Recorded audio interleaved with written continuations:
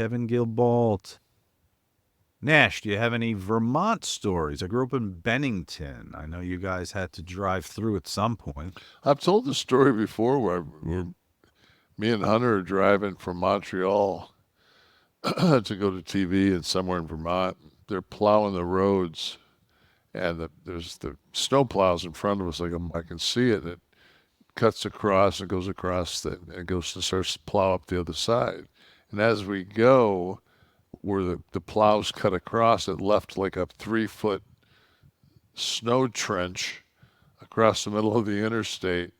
And our car hits it. We're in a Lumina, and it snaps the alternator. Oh. So as we're driving, we're losing the heat. Paul's sick as fuck.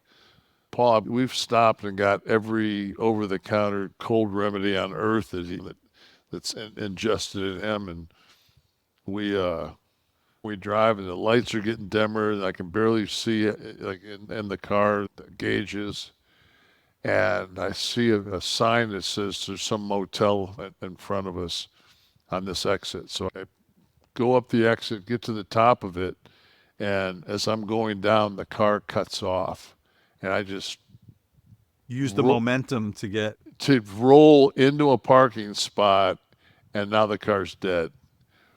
And I go in, and all they had was a king size one room with a king size bed, and I said, "We'll take it." And I went in there and turned the heat as high as it would go, and covered him with all the blankets, and we just woke up in the morning, and while we were in Montreal, somebody had sideswiped us and did some pretty good damage on the Illumina. But when we told them the story, the next day it was just like there was a knock on the door. There was a brand new car on a flatbed. They dropped it off, gave us the keys and the paperwork, and took that beat to shit one, and we were on our way. Mm. Man, if I can, you talking about some snow. You took care of each other. Certainly, one of the stories in Waltman's book was when you stayed up all night when he was out of it one time, and you guys like were standing him in the shower, and it's like a comedy of it's like the scene that plays out that I had the pleasure of being able to recreate with words was so who was new there? Paul was Paul. new, and so Paul smacks him. Go ahead. So Sean's taken like his soma out of his mind, and he goes into complete soma convulsions, and we're like at a Denny's. So we get him out in the parking lot. We're like, "Come on, you gotta snap out of it." And everybody's smacking him, and then Paul walks over and smacks him. We're like, "Hey, you ain't been with us long enough to hit him. to hit him. Just bail." We go in and we pay for the meal. And what it was, kid ate, drank I think it was a strawberry shake. It was like one of those things that we used to always say that certain things kicked him in. Yeah, right. You guys with your fucking carbs and all that shit. Fuck. So we get to the hotel, and we're afraid he's going to OD. So and kids always been strong, like wiry. Like he's one of those guys that do push-ups and dips all day long.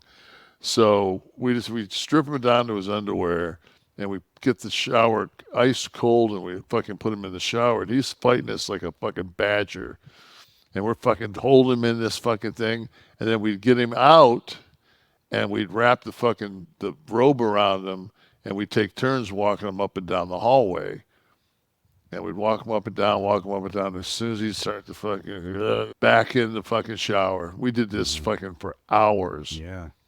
I guess this would be cool. I'm going to read you the end of the chapter that I wrote about this incident.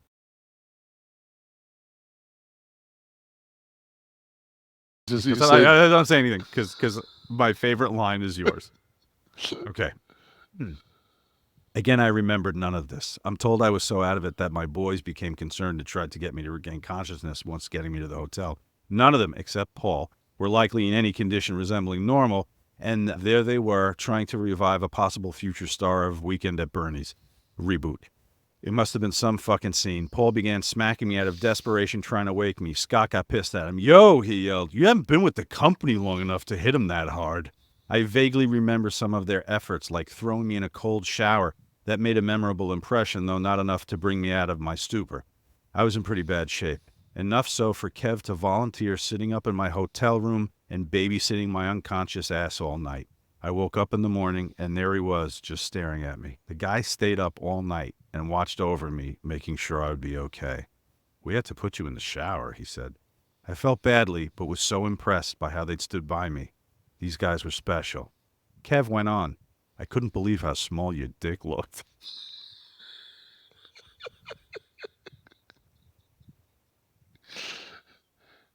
Come on, if that doesn't sell the book, I don't know what does. That's And so then- fucking Nash. That's so... Do you know what he says after that? No.